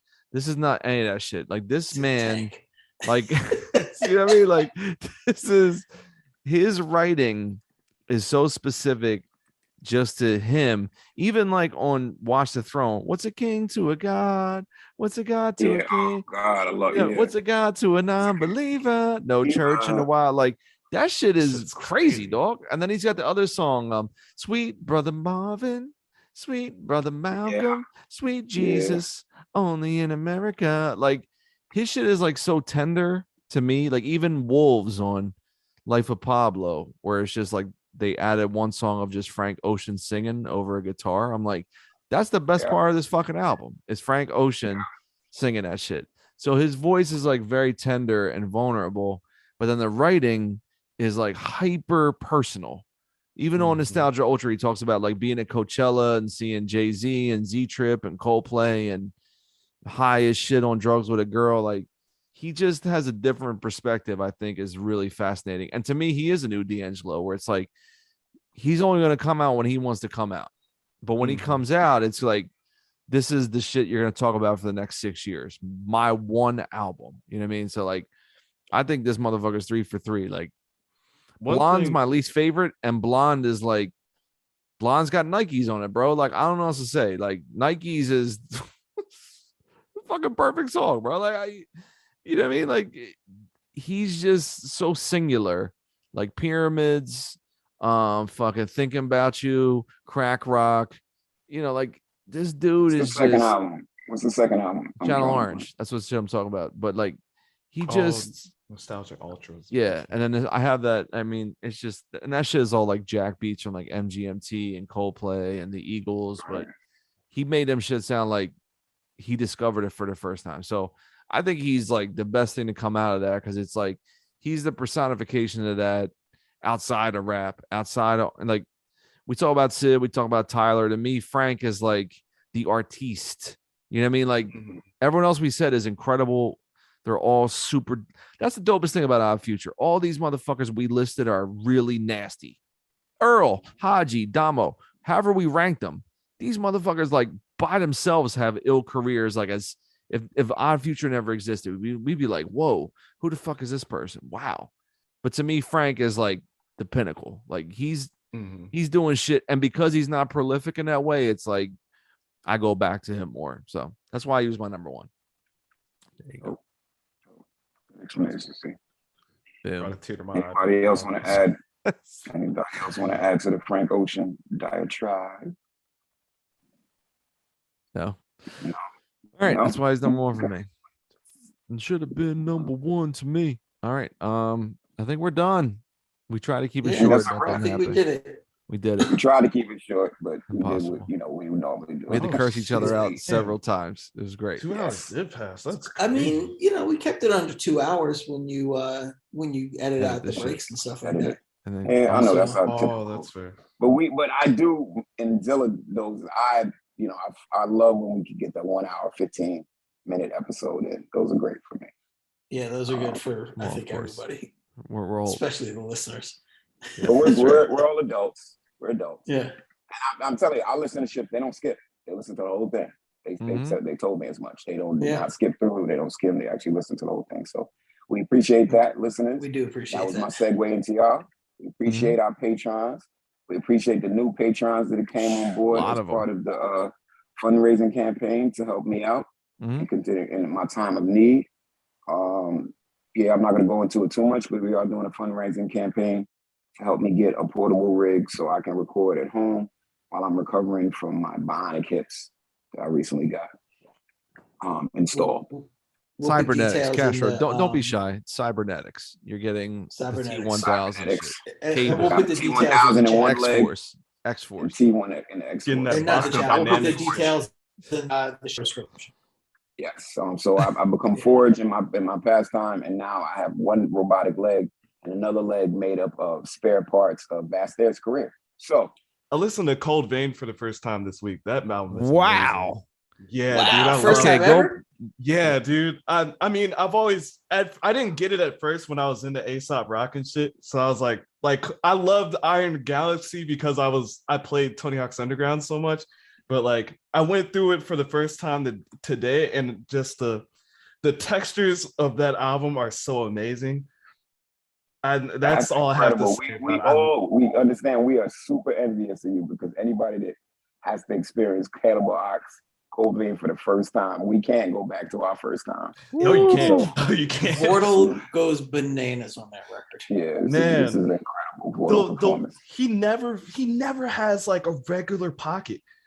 Trapped in a rap cell, trying to escape hell. Not an escape. 3-syllable parallel. Parallel, yeah, like trapped in the belly of the beast, trapped in the vein cold, trying to escape. A whole album, 3 syllables. Whole album. Whole movement. Raps all in your head, trying to figure it out. You know what I mean? Oh my god. So what did you think of Alaska's verse on the album? Shit, that was Adams. Yeah, this motherfucker right here on the show. He's rapping. I gotta re-listen. I'm sorry. I gotta re-listen.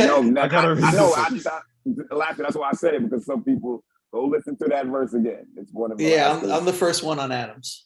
That's sick, like dude. One of his that's fucking sick. Papa licked it. Yeah, that's right. Pop shit. A pop apocalypse. Yeah. That's fucking all right, y'all. I always fast forward to that verse. I'm gonna keep it a buck. No, no shit, I do. I feel weird listening to it. I'm not even gonna lie. I hear all the flaws in it. Typical artist. I know. I've grown to accept it, but there was a long time where I was like, I can't listen to that shit.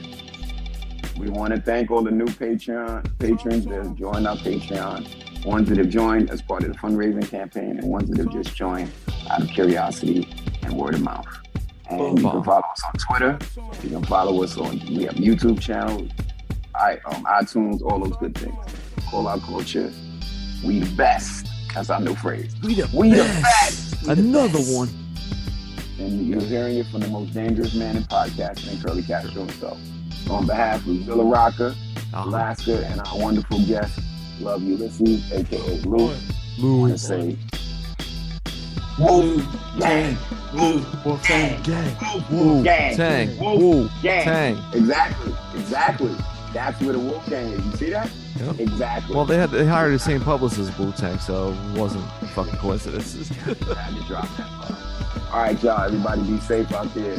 Trust me, because I'm, bionic limbs, they become a dime a dozen. It takes a while. So be safe out there in the street, people.